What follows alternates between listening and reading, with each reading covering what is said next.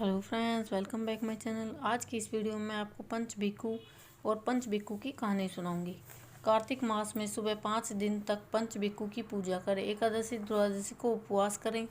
तेरस को जीम ले, फिर 14 दिन पूनम को उपवास करके बाद में पूनम के 5 दिन चीज ब्राह्मणी को दे। इसी प्रकार 4 वर्ष तक एक कार्तिक उतरते ही पंचभिक्षु करे। अगर इच्छा हो तो व्रत करके 5-5 चीजें देते जाएं।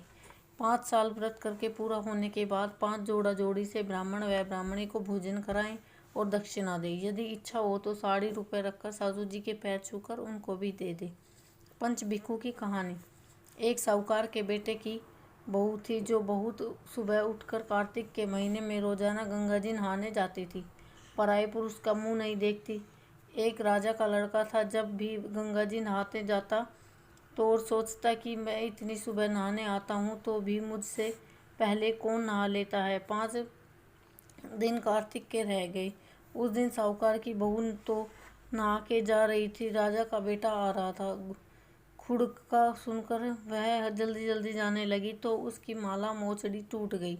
राजा आया और सोचने लगा कि जिसकी माला मोचड़ी इतने सुंदर है वह खुद कितनी सुंदर होगी। सारी नगरी में राजा ने होला फिरा दिया कि जिसकी ये माला मोचड़ी है वो मेरे पास 5 रात आएगी। साहूकार के बेटे की बहू ने कहलवा दिया कि मैं 5 दिन आऊंगी, पर किसी को साख भरने बिठा दियो। राजा ने गंगा जी पर बिछावन करके एक तोते को पिंजरे में टांग कर रख दिया। वह सुबह आई, पहली पैड़ी पर पैर रखा और बोली, हे कार्तिक के ठाकुर, राई दामोदार, 5 पांडु, छठे नारायण, भीखम राजा, उस पापी को नींद आ जाए। राजा को नींद आ गई। वह नहा धोकर जाने लगी तो तोते से बोली, युवा सुआ, तेरे गल डालूंगी हीरा, मेरी साख भरियो वीरा। सुआ बोला कि कोई वीर भी साख भरता है।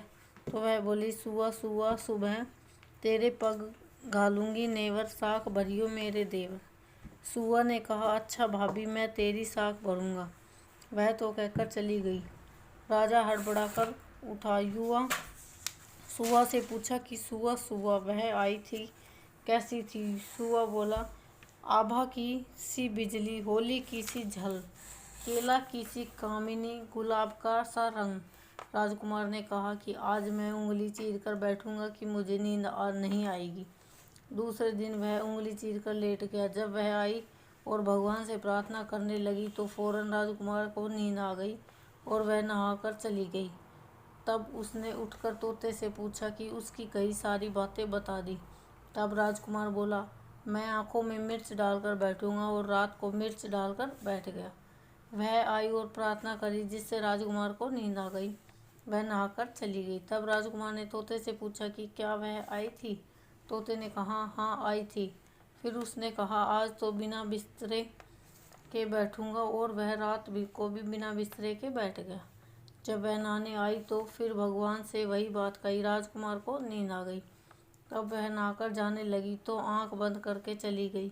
राजकुमार ने उठकर देखा तो नहाकर चली गई। वह बोला कि आज तो मैं आग की अंगीठी रखकर बैठूंगा जिससे नींद नहीं आएगी, और वह अंगीठी रखकर बैठ गया। साहूकार की बहू आई तो भगवान ने से कहा कि 4 रात तो निकाल दी, परंतु आज की रात और निकाल दो। भगवान ने उसका शर्त रख दिया और उसे नींद आ गई। जब वह नहाकर जाने लगी तो तोते से बोली कि इस पापी से कह दियो कि तेरी 5 रात पूरी हो गई, इसलिए मेरी मोतियों की माला मेरे घर भेज देना।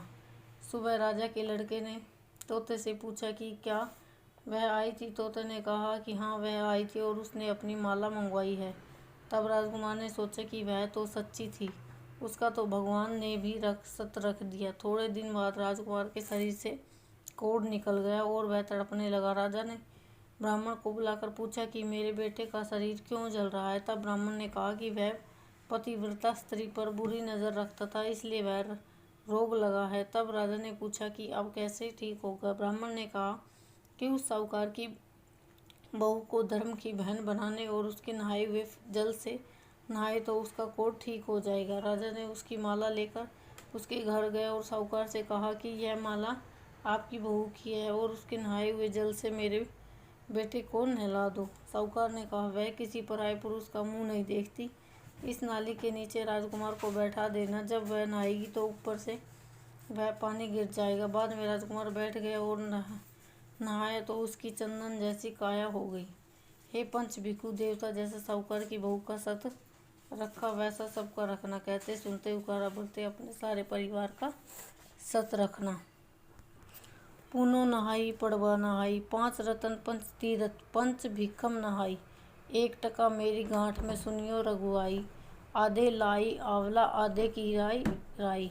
राई दामोदर सांवला जिसने सृष्टि रचाई। राजा के घर उतरी पुत्री बनाई, राजा लाया ब्याह के रानी बनाई। 4 चक्कर 4 मक्कर 4 दिए की लो। मैं तुझसे पूछूं श्री कृष्ण जी कब निस्तारा हो। जब आएगा कार्तिक का महीना तब निस्तारा हो। अगर आपको मेरी वीडियो अच्छी लगे तो लाइक शेयर और कमेंट जरूर करना।